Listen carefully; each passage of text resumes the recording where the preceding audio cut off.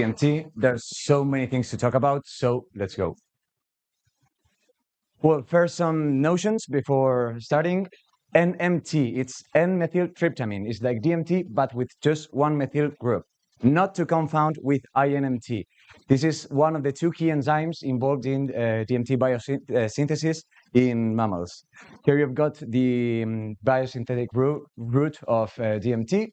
Tryptophan is decarboxylated to tryptamine. Tryptamine is methylated by INMT to NMT. And NMT is once more time methylated to DMT. So this is a two-step process driven by INMT. And also sigma-1. Sigma-1 is called a receptor, but it is actually a chaperone. Chaperones are small proteins in the endoplasmic reticulum of cells.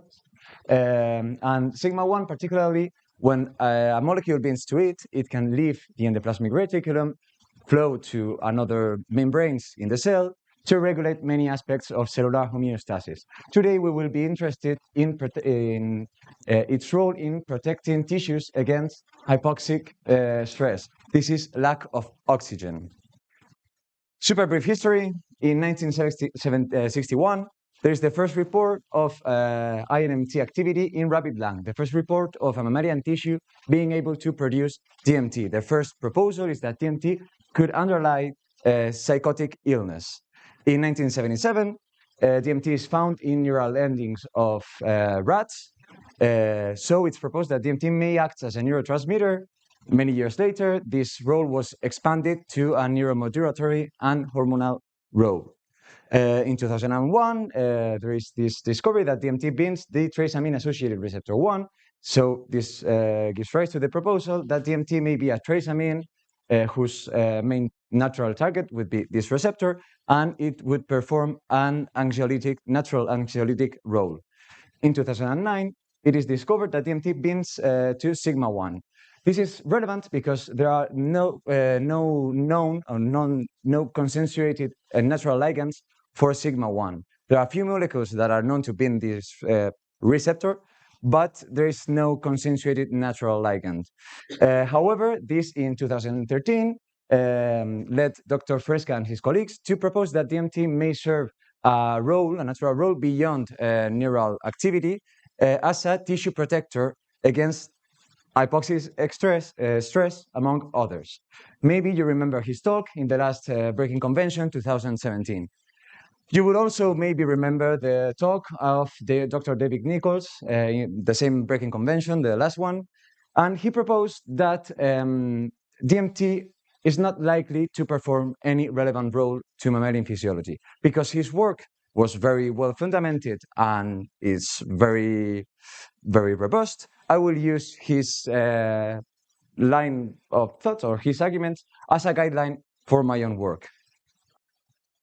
Why DMT should not be relevant? Well, first of all, DMT has been detected in very small amounts. This has been generally true, but there are two major difficulties to quantify DMT levels in brain. First of them is that DMT is very rapidly metabolized by MAO, monoamine oxidase. This is why DMT trips are so short-lasting. The half-life in rat brain is estimated to be about 6 minutes. This means that every 6 minutes you have half the original concentration you had. The other difficulty is that most studies were conducted using whole brain homogenates. This is, you take a rat, you take its brain, and you make a milkshake, and so everything is mixed. So if you could have any high local concentration that would be active, it would be diluted in the whole brain soup you're making. In 2019, this is 2 years later, Dr. Nichols' talk, so he wasn't aware of this. It was conducted the only microdialysis study quantifying DMT levels in rat brains. Microdialysis consists in putting a plastic tube inside rat brains alive and measuring their neurotransmitter levels in real time. This has two benefits. On the one hand, you avoid mayo metabolism. Why? Because mayo is intracellular, and this technique measures extracellular levels and also in real time. So you don't give the time to DMT to be broken down. Also, they measured local levels, where in the visual cortex, where actually 5-HT2A is very, it is enriched in 5-HT2A. There are many receptors there. What they found is that DMT levels, far from being traced, they were comparable to those of serotonin, dopamine, and the noradrenaline. So, at least in some brain areas where 5-HT2A is very present, DMT levels are not negligible at all. Then he argued that the pineal gland can't produce relevant amounts of DMT. Okay, although INMT protein and transcripts have been found robustly in the rhesus macaque pineal gland, in human pineal gland, and also in rat pineal gland, it is true that when you remove the pineal gland from a rat, you cannot detect any significant variance in basal DMT levels. So it seems that basal DMT levels comes from an alternative source. These authors proposed the direct cortical synthesis. Nevertheless, we cannot miss that the pineal function is circadian. So the pineal gland does not work all the time the same way. It follows circadian patterns that are related to sleep-wake cycles. Because no study have measured long-term pineal DMT, so we don't really know if at any time of these cycles, perhaps some pineal gland, some pineal DMT could be produced because of the presence of DMT's synthetic enzymes. Then, it has been argued that INMT has low affinity for tryptamine methylation. This is normally we shouldn't take in vitro values too seriously because they are in vitro, and in vivo environment is very much more complex and different. But it is true that tryptamine, that is the primary precursor of DMT, is generally found at very, very low amounts. So this can be a little bit bothering. However, if we look at recombinant studies, rabbit INMT has got a Km values are how much substrate you need to engage the enzyme activity to the half of its maximum potential. Okay, so it's a measure of the affinity that a substrate has for one enzyme. Tryptamine's Km for rabbit INMT is 270, which is relatively high. But when we look at NMT's Km for INMT, it is 87 micromolar. This is very much similar to what we find in other enzymes synthesizing neurotransmitters. To compare, serotonin's Km for this enzyme is at the micromolar level, at the millimolar level, 1000 micromolar. It's an order of magnitude above. So here we can see that the enzyme is pretty selective or specific for tryptamine methylation. And as we get closer to DMT, the enzyme works better. As for human INMT, there is no much research on this, where the only study has reported a Km value of 850, which is also relatively high. And rat INMT, these are fresh news from this year, does not produce DMT. By contrast, in 1973, a non-specific N-dimethyltryptamine was reported for which tryptamine had a Km of 28 micromolar. This is really good at the range we would expect. So it seems to be some interspecific variation here. The truth is that we don't really know much about this enzyme. There seem to be several enzymes being able to produce DMT, like the non-specific versus the specific. And that we also know that there are several isoforms. There are at least 2 isoforms in rabbit lung that had been reported in the 70s. And we know that there are 2 alternative splicing sites in the human gene. We don't know what these 2 alternative isoforms, what are their kinetics. So this 850 micromolar affinity could change in another human isoform. We just don't know. Point number 4, DMT is not likely to be concentrated in brain to activate receptors. Okay, in 1977, there was a, for me, very good work done by Christian and his team that where they found DMT inside the synaptic vesicle associated subfraction of synaptosomes. What's that? We've got brain, we isolate nerve endings that are synaptosomes, and then we isolate from inside these nerve endings the synaptic vesicles. All this procedure is very tricky and it's complex. So unfortunately, they could not verify if they actually were handling synaptic vesicles, because to do so, they had to do electron microscopy, which is a very expensive technique.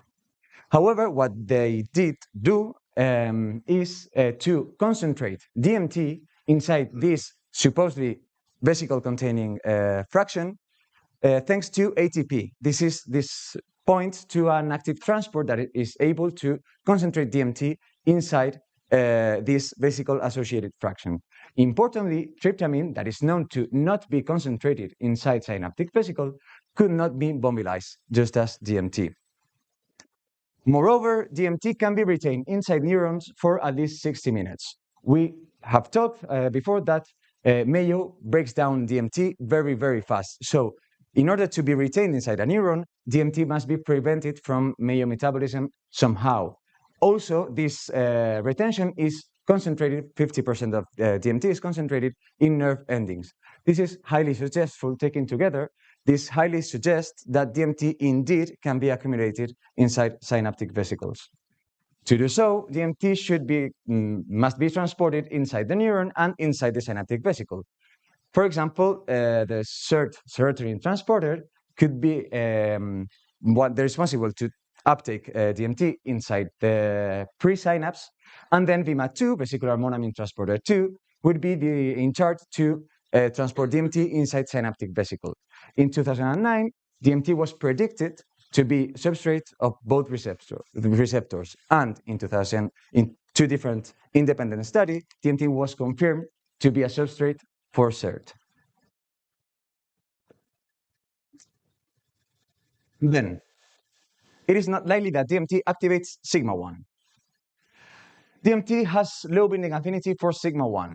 The dissociation constant is of 15 micromolar, which is really high. Well, we expecting nanomolar KDs for a chaperone can be misguiding, because this is not a GPCR, this is not a normal neurotransmitter, neuroreceptor. So we cannot make decisions on this. But what we know is that we need at least 50 micromolar of DMT in brain tissue to exert a very potent protection against severe hypoxia. So to reach this concentration, DMT must be accumulated somehow. Literature provides us a possible mechanism that could be doing so. Under hypoxia, Mayo activity is impaired because it is an oxidase, it needs oxygen to work. And also, hypoxia promotes a hyperventilation. When we hyperventilate, blood CO2 levels goes down and blood pH goes up. This is respiratory alkalosis. This stimulates INMT activity, which is actually a very alkaline enzyme, optimum pH around 8. This is huge. INMT would synthesize DMT that, because it could not be metabolized by Mayo, would be metabolized alternatively. Among other metabolites, we have MTHBC, that is methyl tetrahydro beta carboline, a very potent Mayo inhibitor. So we've got a double hypoxic and biochemical blocking of Mayo. Here we close a positive feedback loop where, under hypoxic conditions, Mayo DMT synthesis would lead to more DMT synthesis. As a regulatory mechanism of this, we've got also a negative feedback loop this typical end product inhibition that we find in many metabolic routes. Where DMT's IC50 to block its own synthesis, it's 67 micromolar, which is above the 50 that we would need to have these protective functions. Finally, we've got that serotonin has 10-fold more affinity. This is a lower Ka value for 5-HT2A than DMT. Okay, before talking about DMT at 5-HT2A, we have to introduce a little bit of advanced pharmacodynamics, bias agonism. Okay, GPCRs are proteins, and as proteins, they are not rigid. They are in flux and of different conformational states, and there is a dynamic equilibrium between different conformational states. One specific conformational state can bind with more affinity to one specific ligand and also be coupled to one specific signaling cascade. We have three relevant states here. The canonical pathway, GQ pathway, that is the one that is almost always checked and studied in functional studies, is linked to calcium release, and DMT is not very good at activating this pathway. Rather, it prefers the PLA2 coupled pathway, which in turn activate MAP kinase catalase. MAP kinases are involved in cell cycle, and they promote, well, for example, mitosis, and in neurons also they are related to plasticity.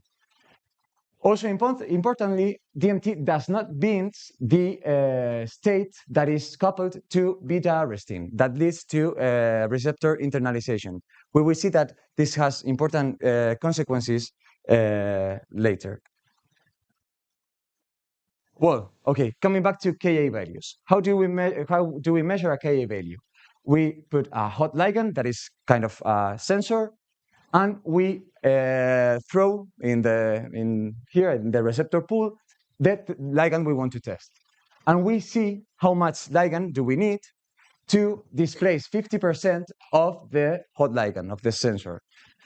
So when we look to the PLA2 pathway, we see that the occupancy is at PLA2 pathway is 3%. This means that with only 3% of the receptor pool activated, we already have the maximum response we could have.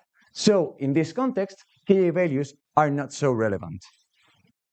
Rather, this Emax, this maximum response we have, is 105% compared to serotonin. This is DMT is a superagonist at this specific pathway.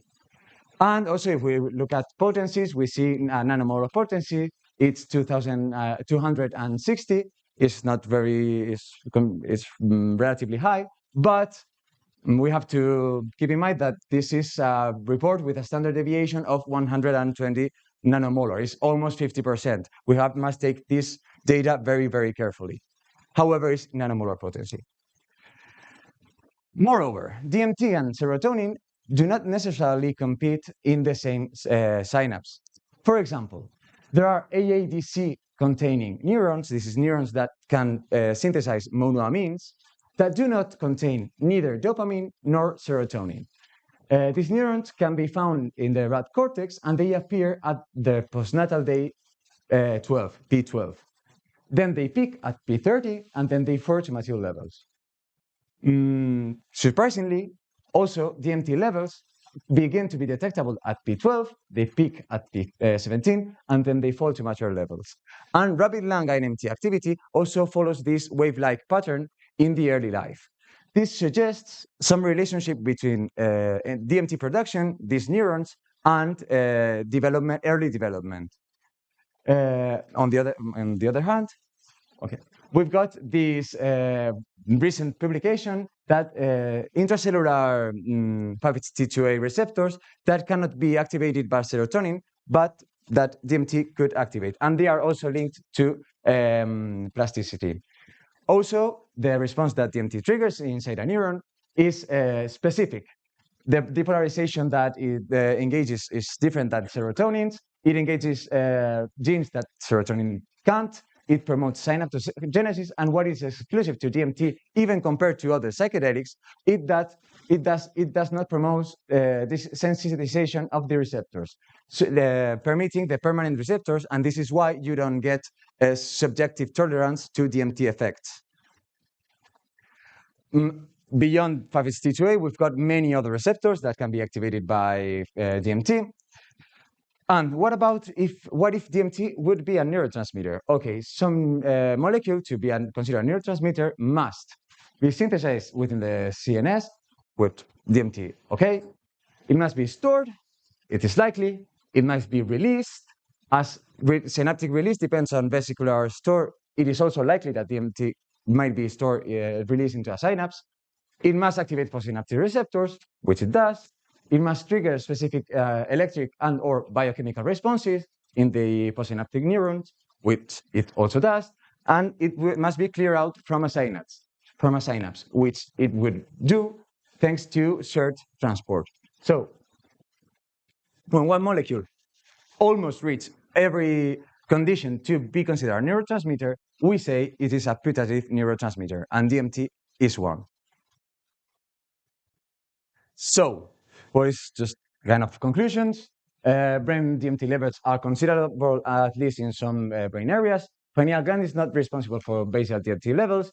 INMT synthesizes DMT with reasonable specificity and affinity, although many aspects of DMT biosynthesis need to be clarified. DMT's vesicular storage is very likely, but this needs to be confirmed definitively. Literature provides metabolic mechanisms allowing sigma-1 activation that should be tested. Considering PLA2 pathway, DMT can activate 5-HT2A effectively, even if there is also serotonin in brain. Serotonin and DMT do not necessarily have to compete for the same receptors, and DMT triggers specific signaling that have their own biological meaning and function.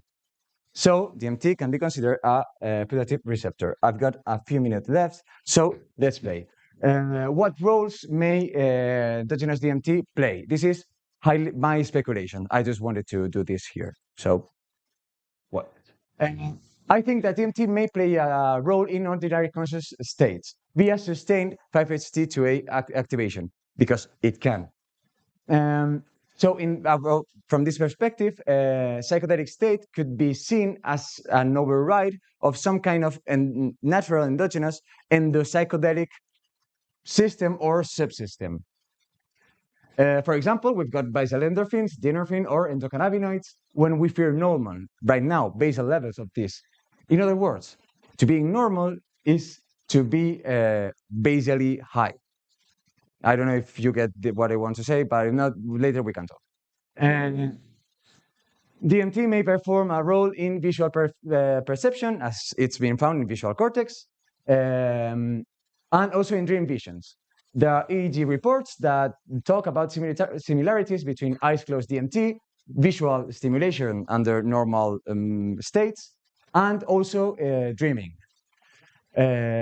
Also, DMT could be a relevant tissue protector, which could be linked to near-death experiences in a highly stressful situation. However, it is true that there are also many good candidates that could be behind these near-death experiences. And, finally, DMT may play a role in neuroplasticity that could be especially relevant during development. We have talked about these P12 neurons and these intracellular serotonin receptors. We know that in this early life, plasticity, the brain is growing and many synapses are being formed while many others are being pruned. So maybe DMT could play a role also in this moment. So bibliography. If anyone is interested in reading the paper, you can write me at my email. Give it time for pictures. Yeah, all right.